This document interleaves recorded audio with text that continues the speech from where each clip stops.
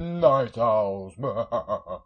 Night Owls is the type of film that to me felt like the much needed and refreshing take when it comes to romantic comedies. It's a film that's pretty much in the same vein as The Apartment, the Before trilogy, and Stockholm, a film which I actually reviewed last year. Here's the link to that review if you haven't seen it already, and if you haven't seen it, fucking watch it, man. Even though Stockholm is less comedic in tone, I find that the similarities between the two films are quite strong because of two reasons. Both movies are about a one-night stand going wrong, we spend the majority of the movie with only these two characters, and at a certain point we find out about one of them that he or she might not be exactly the type of person we might have imagined him or her to be, based solely on our initial impressions. And the main reason I find these sort of movies to be as entertaining as I do is because they take place during the span of a few hours, a single night in this case, hence the title, in this one single location, in this case being a house, during which the state of the relationship between these two characters transitions multiple times,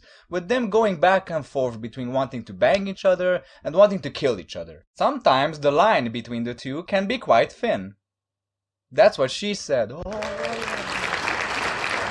Night Owls is a very competently made film, and that's in no small part thanks to its relentless pacing. The editing of this movie is very noteworthy. It just doesn't let up. It doesn't leave you much room to breathe. There aren't really any boring moments in this. I couldn't really believe how fast those 90 minutes went by, and I was tired when I was watching this, so I wasn't even sure I was going to be able to stay awake until the very end.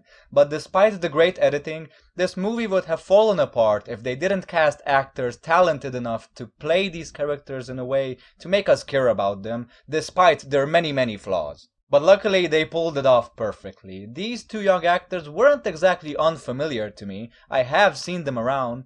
Apparently they are mostly known for the TV shows they have worked on, which I have to say I am not too familiar with.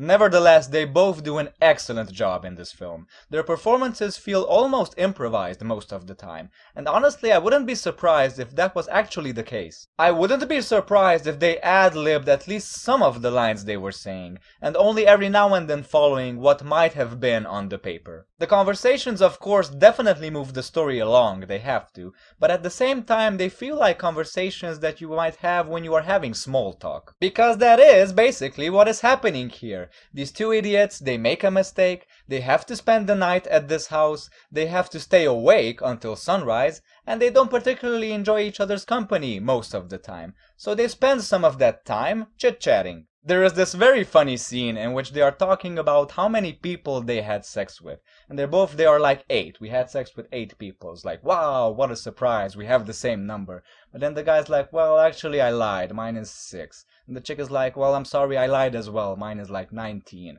And then the guy's like, well, I think mine is actually just 4.5 because there was this one time when I didn't actually finish. And that's funny because that's exactly how it is in real life. We always do that. We always think like there was that one time and then I think there was that second time, maybe, possibly, no. I wonder if that time with the toe actually counts. It just goes to show that you don't always have to reach in comedy. You don't always have to exaggerate necessarily. Some things are just funny as they are, and if you get talented actors and put them in these kinds of situations in a film, you will have great success. And that's what I said at the beginning, that it's a refreshing take on romantic comedies, because these two people, they aren't really romantic with each other at all. They spend a huge chunk of the time fighting, arguing, insulting each other. And it's very fun. I mean, the only bad thing I think I can say about this film is that the ending isn't very good.